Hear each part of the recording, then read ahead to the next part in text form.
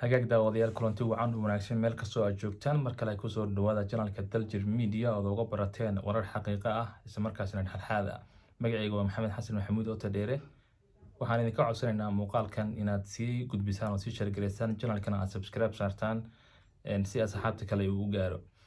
qodobo muhiim ah ayaan caawidiin haynaa. Waxaan se kusoo koobaynaa 3 qodob oo markaasi maanta hadalhaynta ugu badan dhinaca Soomaalida. maxkamadii ka socotay magaalada The Hague ee dalka Netherlands ICJ-da u dhaxaysa Soomaaliya iyo Kenya dacwadii badda maalintii labaad ayay maanta gashay waxaana la dhageysanayaa dalka Soomaaliya qareennada metelaya. qareennada Soomaaliya metelaya horta waa 5 xubnood ama 5 qofood ay ka kooban yihiin 5tuba waa ajaanib. 4 rag ah iyo gabar dumar ah ayaa metelaya oo maxkamadda ku metelaysa Soomaaliya. waxaa horey ugu jiri jirtay gabar Soomaaliya Mura la dhihi jiray oo iyadu isaga baxday keeskaasi sanadii 2019 bishii October ay keeskaasi soo gashay Muna. dabcan qayb libaax leh ay ka soo qaadatay si markaasi mugla ayaan u difaacay Soomaaliya maalintii labaad ayaa la dhageystay iyadoo ay markaasi aysan goobjoog ahayn dhinaca dowladda Kenya oo aysan iska difaacin keeskaasi.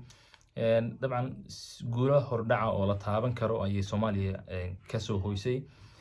sida baraha bulshada aadka u haysatana haddaad fiirisid baraha bulshada Kenyaanka iyo baraha bulshada Soomaalida ah dabcan waxaa ka socda xifaaltan iyo waxa loo yaqaano hashtag oo wareegaya dhinaca Kenya hashtag-ga socda dhinaca Twitter-ka haddii la fiiriyo oo kale waxa uu yahay not an ingless oo macnaheedu yahay taaka kamid ah dhulkeena kama tegayno.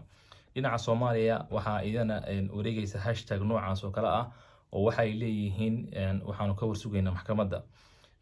isku soo wado maxkamadii maalintii labaad maanta waxay ku soo dhamaatay si markaasi rajo wanaagsan Soomaaliya u ah. waxaa laga warsugi doonaa maalinta berrito ah oo markaasi iyaduna Arbaca ah. waxaa sidoo kale la dhageysan doonaa Soomaaliya oo maalintii saddexaad dood jeedsan doonta. kadibna waxa ay ahayd qorshe uu ahaa in Kenya markeeda qaadato balse Kenya maxkamadda waa ay ka maqan tahay. waxaan ka warsugi doonaa garsoorayaasha maxkamadda iyo waxa ay ka dhaxaan iyo howlwadeennada maxkamadda. dabcan maxkamaddu waa maxkamadda adduunka oo dhan u dhaxaysa nidaam iyo timetable iyo waxay leedahay qorshe markaasi u degsan oo aan la dhaafi karin. dhinaca kale talaalka cudurka coronavirus-ka oo maalintii shalay ahayd in dalka Soomaaliya gaar ahaan magaalada Muqdisho soo gaaray. waxaa maanta baraha bulshada iyo sidoo kale TV-yadaba haystay wasiirka caafimaadka dowladda federaalka Soomaaliya oo iyadu qaadanaysa talaalkaasi iyo qaar ka mid ah howlwadeennada wasaaradda caafimaadka iyo dowladda federaalka Soomaaliya shaqaalaheeda qayb ka mid ah oo iyaguna qaadanaya talaalkaasi. sidoo kale madaxweynaha dowladda federaalka Soomaaliya Maxamed Cabdullaahi Farmaajo ayaan arkaynay oo isaguna qaatay talaalkaasi.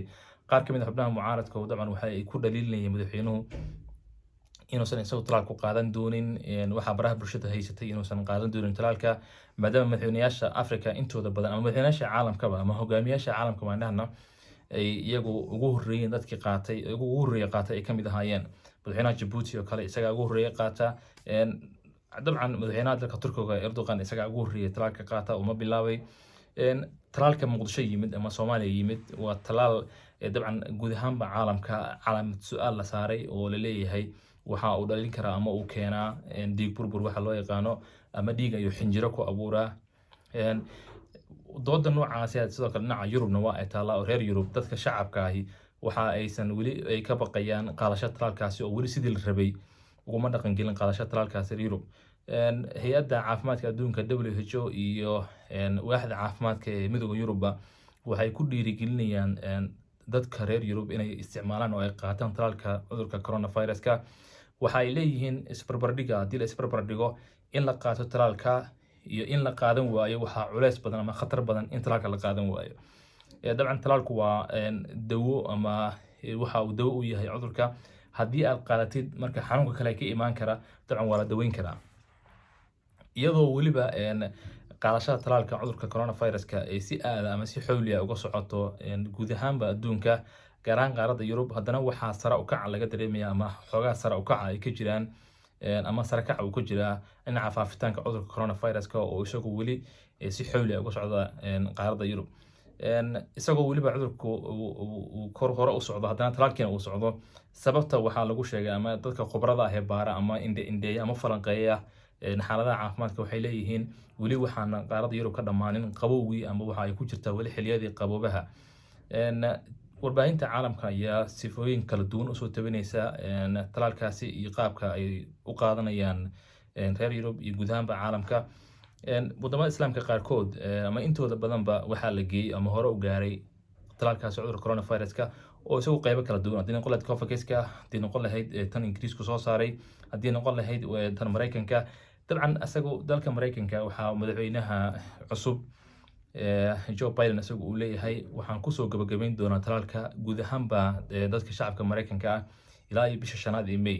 waxa uu qabtay stateada dhammaan labada state ee Mareykanka waxa uu qabtay inay talaalka kusoo gabagabeeyaan ilaa iyo bisha May oo uu caalamka markaasi uu rabo inuu role model ugu noqdo ama tusaale ugu noqdo inay wada qaataan dadweynaha caalamka inay talaalka wada qaataan.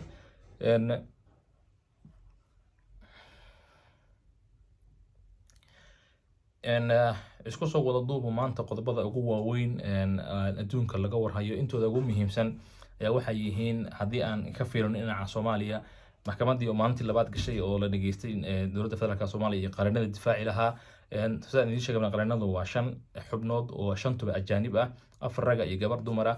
gabar Soomaali ayaa ku jirta iyadana hadda waa ay ka baxday keeskaas oo Muna Sharman la dhihi jiray oo hadda kama mid ah qaranada Soomaaliya difaaciya. dhinaca Soomaaliya marka fiirisid iyadoo waxay leeyihiin kalsooni badan baan ka qabnaa maxkamadda oo waxaan rajaynaynaa in nala xukumi doono. dhinaca Kenya maxkamaddu way ka maqan tahay, waxa ay ku goodinaysaa weli ama ay ku hanjabaysaa Kenya in keeska ay u gudbin doonto golaha ammaanka ee qaramada midoobay oo Kenya xubin ka tahay. dabcan waa ka warsugi doonaa go'aanka ka soo baxa maxkamadda iyo go'aanka ay Kenya ka qaadato marka la gaaro gabagabada maxkamaddaasi. dabcan xukunkii maxkamaddu weli sooma saarin, mana dhawa inay go'aan gaarto maxkamaddu xukun ka soo saarto keeskani waqti qaadan doonta oo baaritaano badan ay geli doonta. dhinaca coronaviruska iyo talaalkeeda oo isaguna hadaleynta ugu badan gudaha Soomaaliya iyo guud ahaanba Soomaalida meel kasta caalamka joogtaba isaguna dhaliyay ayaa waxa ay kala siman tahay hadaleyntaasi guud ahaanba caalamka intiisa kale oo aad looga hadalhayo isticmaalka talaalka coronaviruska. su'aalo badan oo ka dhashay wuxuu keeni karaa xinjiro dhiigga ku abuurma, dhiig burbur uu keeni karaa. qodobo noocaas ayaa jira ama cabsi noocaas ayaa jirta oo bulshada caalamku isla dhex marayaan. Soomaalidana qayb bay ka tahay. laakiin madaxweynaha iyo wasiirka caafimaadka iyo xubno ka tirsan wasaaradda caafimaadka oo qaatay ayaan maanta arkayna baraha bulshada si toos ah u haystay ama si live looga daawanaya iyagoo qaadanaya. wixii kusoo kordha qodobadan iyo qodobo kaleba haddii Allah awood u ogolaado waxaan idinkugu soo gudbin doonaa barnaamijyada soo socda. waxaan mar kale idinka xasuusinaynaa ama idinka dalbanaynaa ama idinka codsanaynaa inaad muuqaalkan sii gudbisaan oo sii share gareysaan, channelkan subscribe saartaan si aan ugu dhiirano asxaabta kalena ay u gaarto. aad baad u mahadsantahay. Salaamu calaykum waraxmatullaahi tacaala wabarakaatuh.